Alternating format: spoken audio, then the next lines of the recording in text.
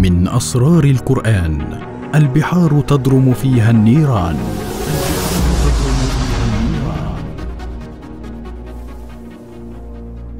كشف القرآن الكريم عن أسرار الحياة الكثير من الحقائق العلمية التي اكتشفتها الدراسات والأبحاث، ومن هذه الأسرار ذكر القرآن عن البحار يوم القيامة بقوله تعالى: وإذا البحار سجرت، وسجرت معناها أضرمت نارا. وفي سورة الانفطار يعود القرآن الكريم إلى هذه الإشارة: وإذا البحار فجرت، وإذا القبور بعثرت. وفي سورة الطور يقسم الله بهذا الحدث فيقول جل من قائل: والبحر المسجور إن عذاب ربك لواقع. إنه يقسم بالبحر إذا يفجر ويضرم نارا يوم القيامة بأن العذاب واقع وأنه حق.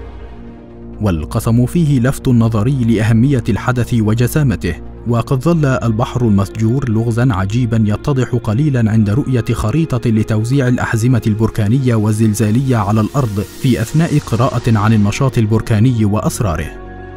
وتعد الخريطة بداية لدوامة من التأمل، فالمؤلف وهو العالم الجيولوجي الدكتور بو يقول لنا بالرسم والإحصائيات إنه من 500 بركان، وهي كل ما نعرف من براكين على الأرض.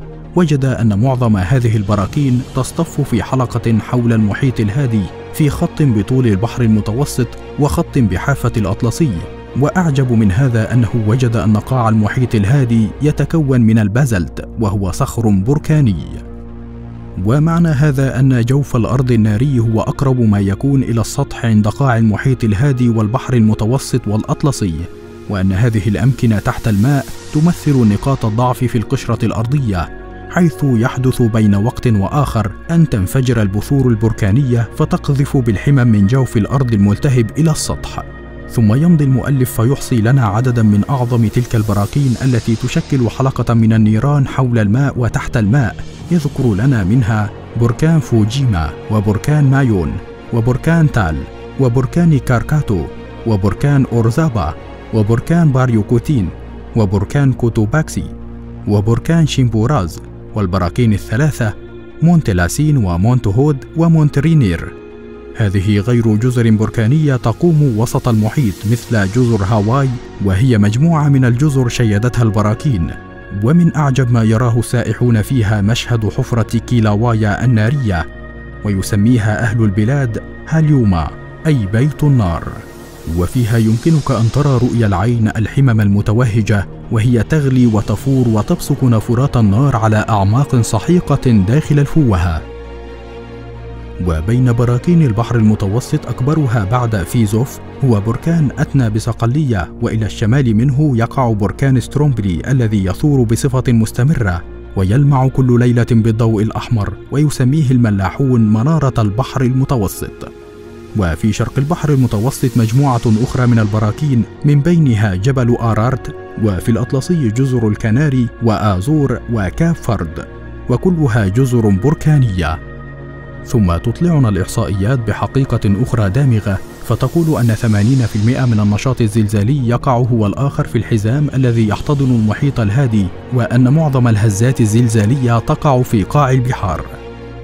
إن ذروة الاضطراب البركاني والزلزالي واقع إذن حول الماء وتحت الماء، حيث جوف الأرض الناري المتأجج بالحرارة قريب من السطح، لا يحفظه من التفجر إلا توازن القشرة الأرضية الدقيق والجبال الهائلة التي تعمل كثقلات وأوتاد تحفظ هذه القشرة في مكانها وترسيها فلا تميد فوق بحر النار المضطرب في الداخل.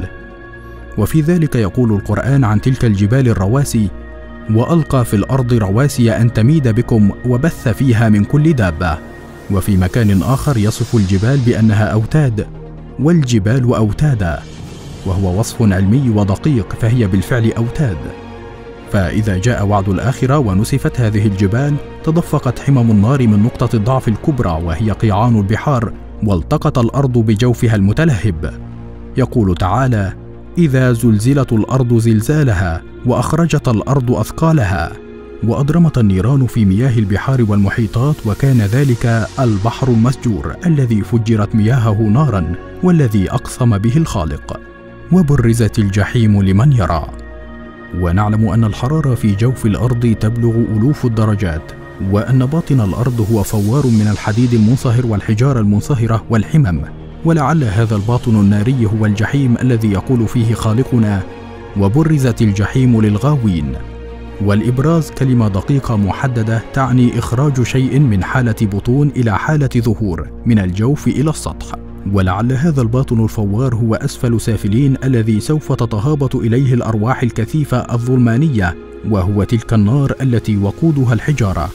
هي إشارة ولمحات وكلمات بعيدة الغور تلتقي فيها روعة البلاغة بدقة العلم، ولا يمكن أن يكون هذا الالتقاء مصادفة، وأن تكون تلك الموافقات العديدة بين أحداث علوم العصر وبين كلمات القرآن الأزلية أموراً عشوائية اعتباطية جاءت مصادفة واتفاقاً.